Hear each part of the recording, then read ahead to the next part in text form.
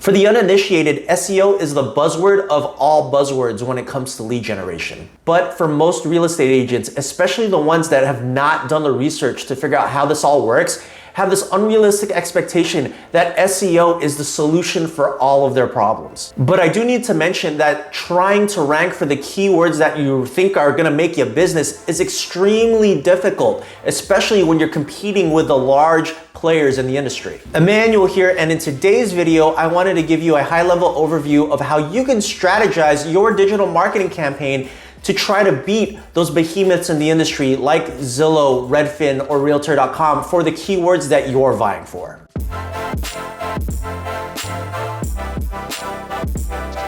So my goal for today's video is to help you understand SEO a little bit more and to try to give you a viable strategy to beat out those huge behemoths in the industry. I want to start by saying that I'm not going to go into this whole dissertation about SEO because, let's be honest, there are a bunch of really great videos out there on YouTube that will give you a lot of solid content and direction on this particular topic. So the expectation, if you're watching this video, is that you've already understood and established how to optimize your website for title tags and meta information. In order to provide you with a better next step for this strategy, I do want to provide you with at least some baselines. Number one is that an SEO strategy does take quite a bit of time to implement. So you're gonna be looking at 6 months to a year to actually see some solid results. And anything less than that can potentially just be an outlier. Number two is that there is a process to this. There are fundamental steps that you must complete in order to prepare yourself to take a deep dive into SEO. That means that you have to make sure your website is properly optimized.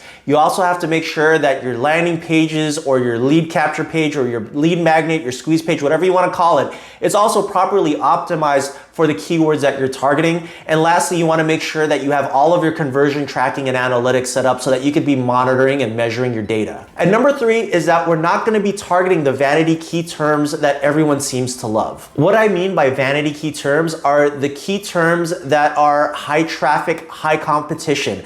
It's the words that everyone seems to be vying for because they honestly think that's what's going to generate them the most business. A perfect example of this would be something like your city plus the word real estate.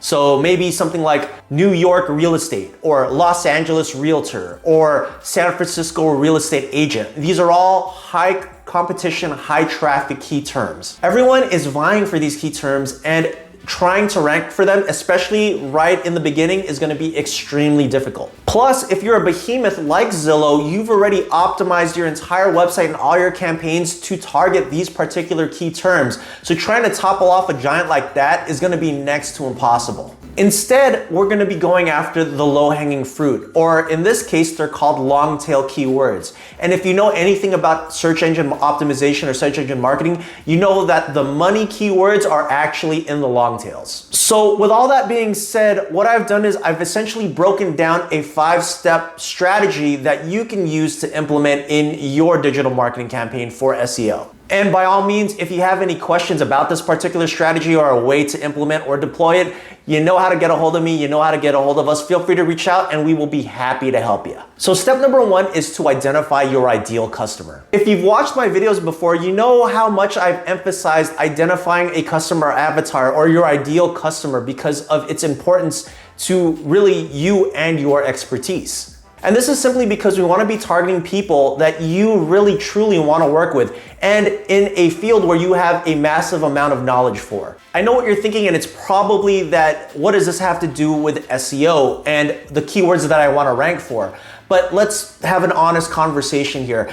Trying to rank for those vanity keywords that other massive behemoth website companies are essentially ranking for currently is going to be very difficult. So you have to try to untrain that mindset and start thinking about the long tail keywords that we're really vying for. It's gonna make a lot more sense when I start diving into the other steps, but just know that the long tail keywords is a sweet spot between your specialty and your ideal customer. Now, step two is all about setting up your landing page. You're going to want to create a landing page that is dedicated to your ideal customer and your expertise.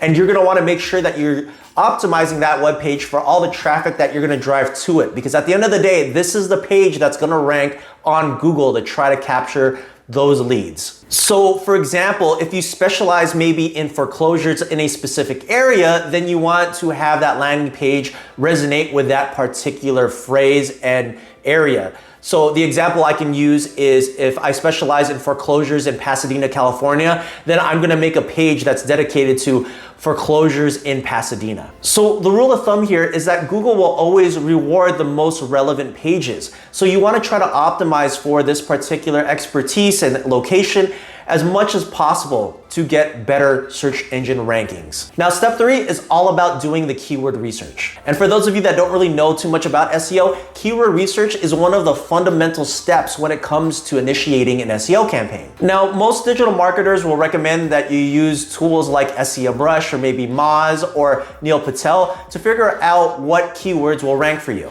But the problem with that is you're just using data based off of their research, and sometimes you might be investing too much time into unvalidated data that you haven't tested out yourself. So my personal recommendation is to start a Google Ads campaign and focus on the keywords that you're trying to rank for. Have this campaign run for several weeks or maybe a few months, because by then you'll have enough data and you'll see exactly what keywords are converting for you and generating you business. Now, once you figured out that keyword, the next step is to optimize for it, which is step 4. I'm sure you've heard the term content is king, and this is absolutely true to this day. Google rewards websites that are constantly curating solid, relevant content. And that essentially means that you need to be updating your website on an almost daily basis. I know you're probably cringing right now, but let's face it, this is something that you need to do. There is no shortcut or way around this. Now, once you've gotten past the anxiety and you finally committed to buckling down and figuring out a strategy to constantly curate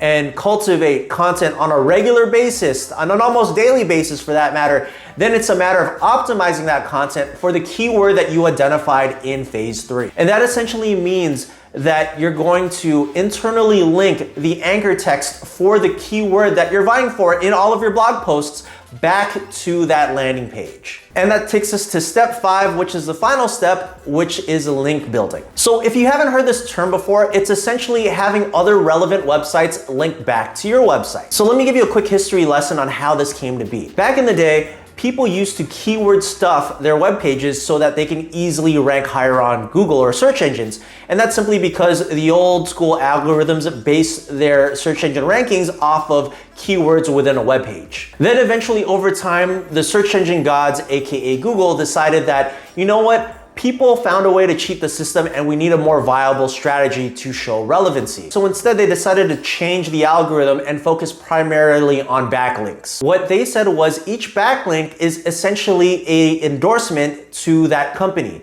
And the more endorsements you get, the more relevant you are to that key term and the higher you will rank. Now, once you've established a link building and content strategy, then it's just a matter of rinsing and repeating step 4 and step 5. And then over time, you will start to see that your website will rank for those keywords. And there you have it, a very simple 5-step process to having your website rank for some keywords to beat out Zillow and all of those other behemoths. Now, a few things that I want to make sure that you take note of before I wrap up this video. Number 1 is that Google, or any search engine for that matter, rewards consistency. So you have to make sure that whatever you do, you're doing it on a regular basis. The other thing is that you have to be patient and trust the process. Look, this isn't going to happen overnight. You're going to have to put your head down and just keep grinding this out day over day, week over week, month over month, and then you will start to see results. But make sure you're constantly testing and measuring so that you can see improvement. Anyway, I hope you found this video helpful, and if you did, make sure you click the like button, the subscribe button, and the bell icon so you can get notified for future videos.